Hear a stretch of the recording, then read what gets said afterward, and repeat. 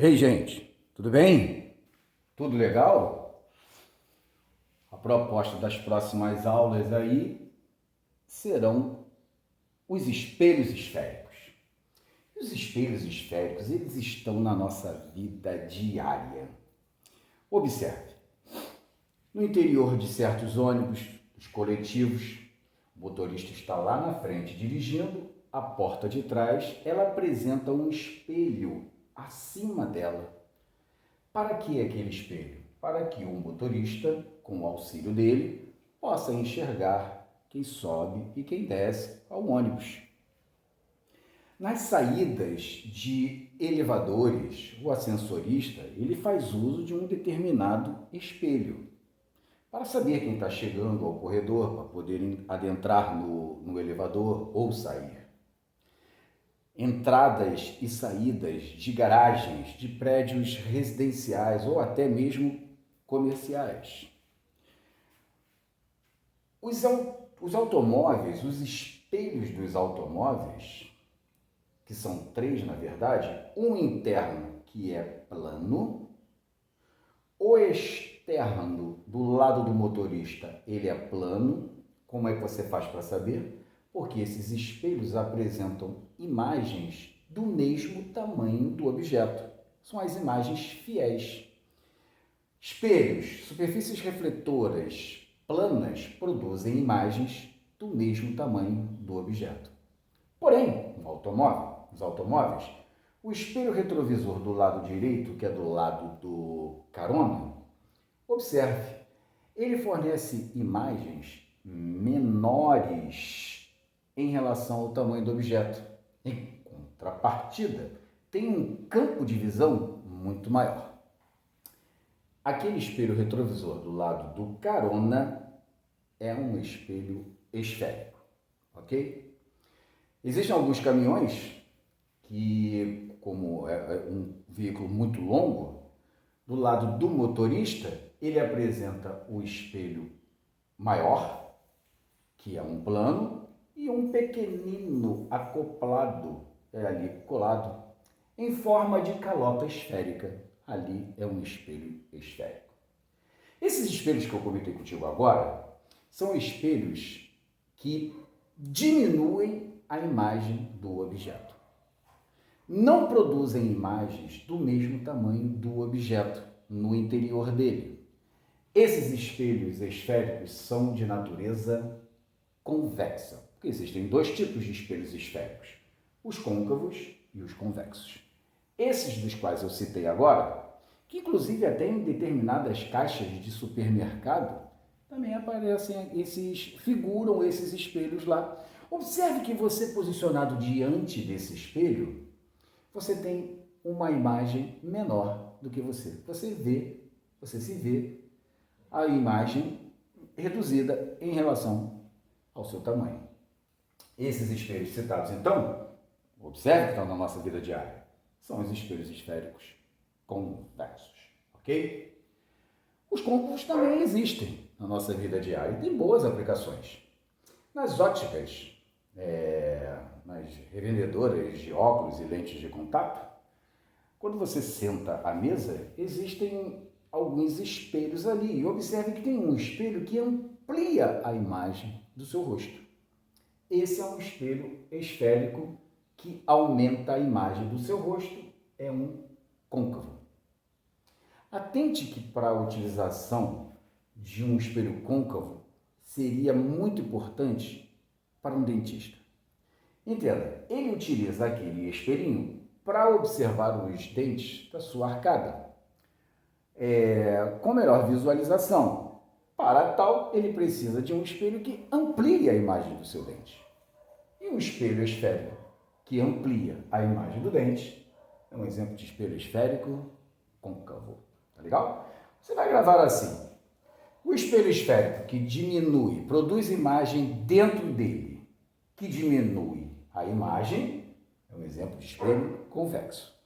E o espelho esférico que produz a imagem dentro do espelho, ampliando a imagem, é um exemplo de espelho esférico côncavo. Tá bom? Bom, olha só. A representação dos espelhos esféricos normalmente são essas aqui.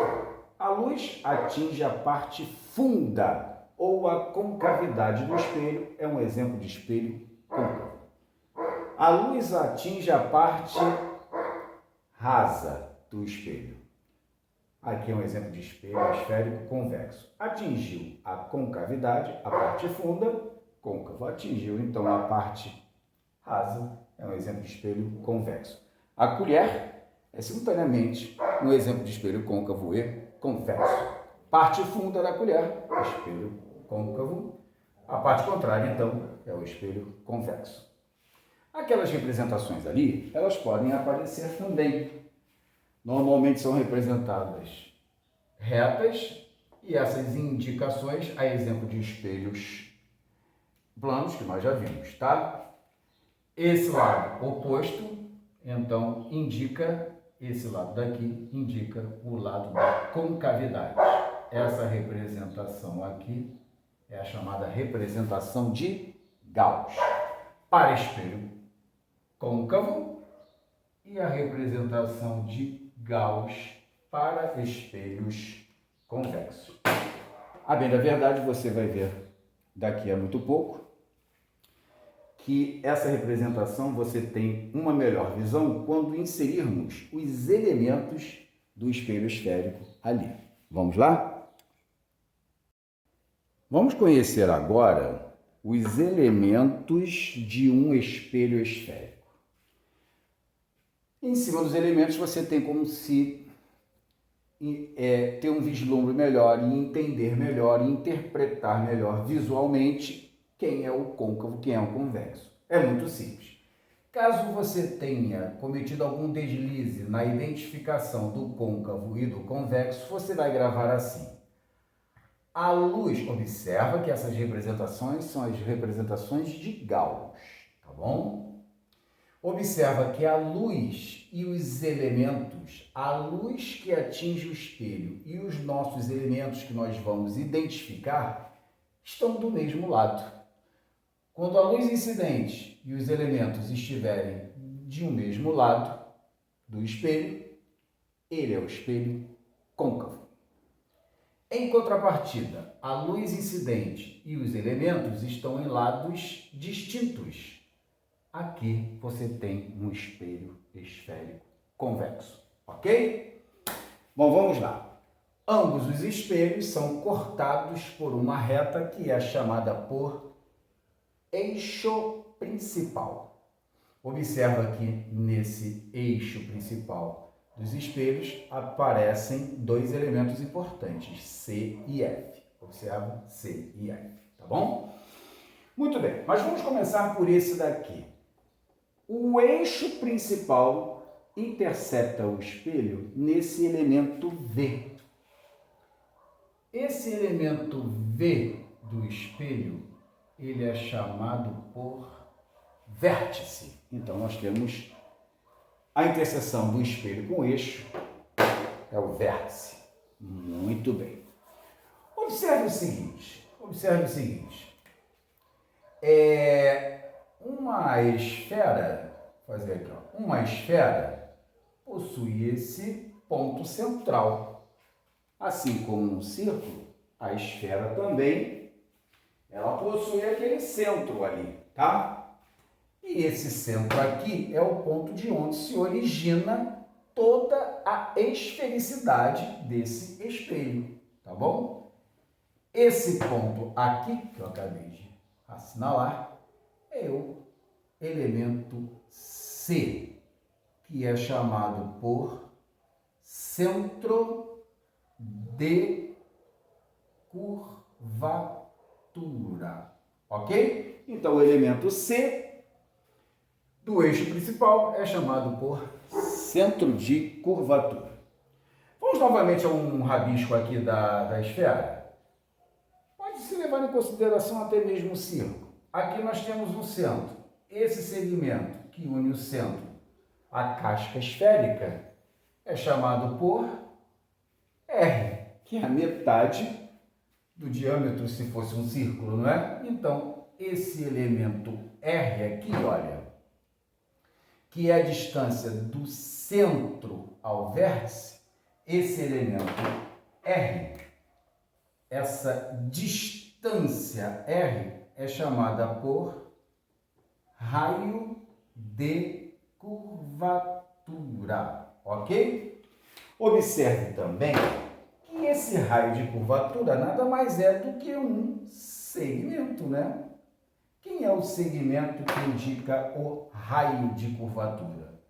É o segmento do centro ao vértice, ok? O que é válido para côncavo é válido para convexo. Vamos continuar. Esse elemento aqui que você vai conhecer com mais propriedade é o F maiúsculo, que está sobre o eixo principal. Esse elemento F é o Fzão, é o chamado foco principal. Ele tem uma característica muito interessante, eu vou adiantar. Quando os raios luminosos paralelos ao eixo atingem o espelho, toda a reflexão deles passará pelo foco principal. Você vai ver, tá? E atenção, que nós temos esse segmento aqui, olha, como elemento, ó, a distância do foco principal ao vértice, que nós chamamos por Fzinho. Fzinho é a distância, não é? É a distância do foco ao vértice. Então, esse Fzinho, ele é chamado por distância focal. Observe que, a exemplo do raio de curvatura, essa distância focal também é um segmento. É o segmento que une o foco principal ao vértice. E atenção agora para uma característica muito interessante. Muito interessante. Esse segmento CF tem o mesmo tamanho do segmento FV, tanto para côncavo, tanto quanto para convexo. Então, repare só, esse segmento CF tem o mesmo tamanho do segmento FV. Então, a gente pode imaginar o seguinte, que esse segmento CV, que é o raio de curvatura, é o dobro do valor do segmento FV, que é a distância focal. Podemos pensar assim, então, ó, que o raio de curvatura é 2 vezes a distância focal, tá bom? Normalmente nas bibliografias, ao invés de aparecer R igual a 2F, você pode gravar assim, evidentemente, vai aparecer assim, ó, a distância focal, observou? A distância focal, segmento FV, equivale a metade do raio de curvatura, que é o segmento CV, ok? Apresentados aí, então, os elementos de um espelho esférico, assim como essa importante propriedade entre distância focal e raio de curvatura.